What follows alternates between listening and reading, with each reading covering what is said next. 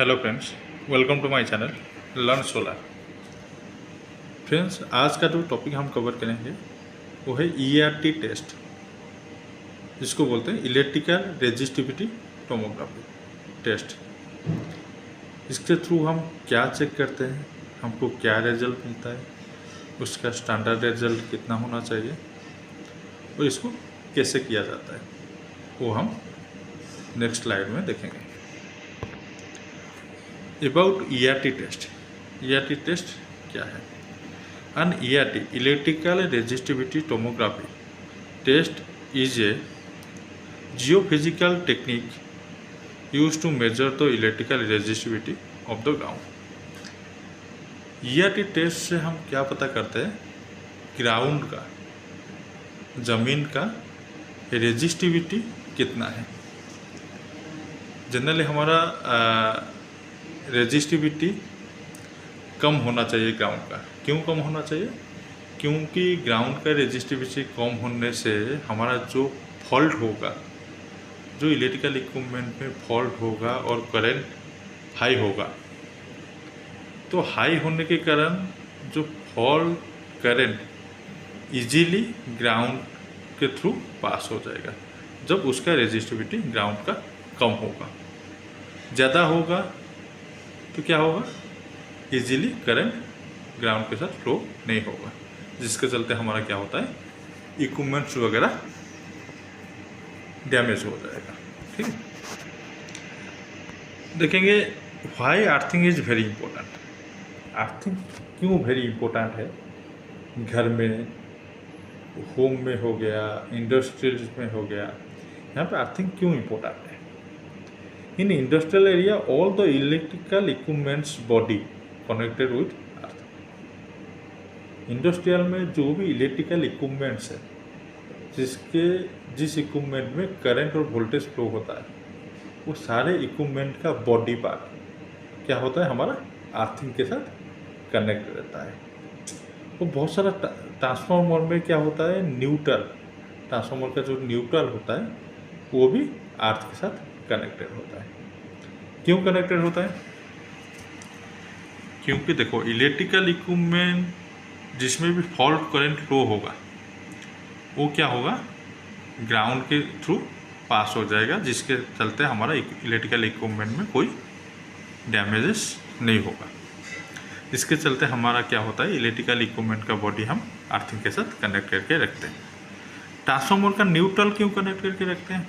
Transformer का neutral इसलिए connect करके रखते हैं, मान लीजिए ट्रांसफार्मर का तीनों फेज में कोई अनबैलेंस करंट फ्लो हुआ,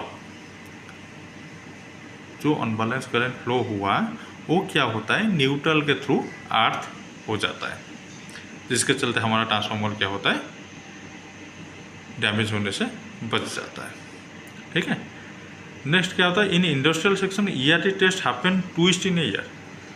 जनरली इंडस्ट्रियल एरिया में जो ईआरटी टेस्ट होता है वो जनरली साल में 2 बार किया जाता है।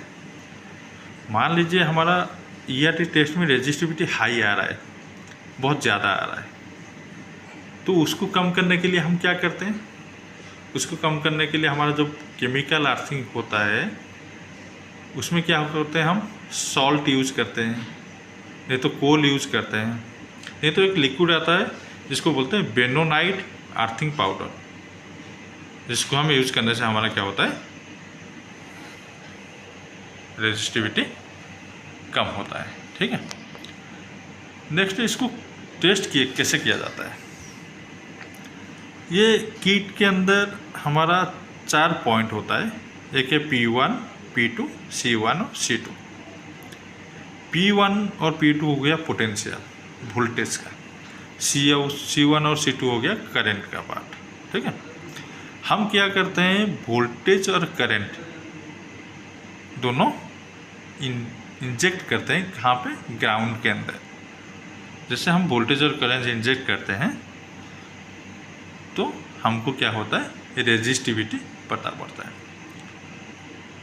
ठीक है, इसमें क्या लिखा है, ERT involves using electrodes place along the ground surface. जो 2 इलेक्ट्रोड है उसको हम ग्राउंड में लगाते हैं, उसके बाद where an electrical current is pass between them, जब वो इलेक्ट्रोड के बिटवीन में इलेक्ट्रिकल करंट फ्लो होता है, ठीक है, and potential difference is measured, तो उसके क्या होता है, पोटेंशियल डिफरेंस मेजर करके हमको क्या करता है, रेजिस्टेंस शो करता है, जिसका यूनिट होता है ओम्स, ठीक है।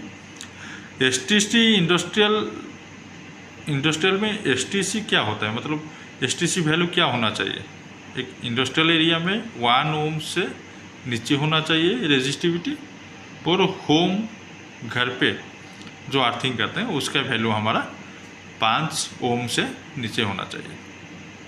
जितना कम होगा रेजिस्टिविटी उतना इलेक्ट्रिकल करंट पास इजीली होगा, जिसके चलते शॉक भी लगना, शॉक भी क्या बोलते हैं, शॉक से भी बच सकते हैं, इलेक्ट्रिकल इक्विपमेंट डैमेज होने से भी बच सकता है, और बहुत सारा चीज़ जैसे ट्रांसफार्मर हो गया, ट्रांसफार्मर फॉल्ट होने से भी बच सकता है। जितना रेजिस्टिविटी हमारा कम होगा उतना हमारा इलेक्ट्रिकल इक्विपमेंट के लिए अच्छा है, ठीक है। हम नेक्स्ट वीडियो में हम देखेंगे प्रैक्टिकली कैसे ERT टेस्ट क्या आता है और उसका वैल्यू कितना आता है, ठीक है। Thank you.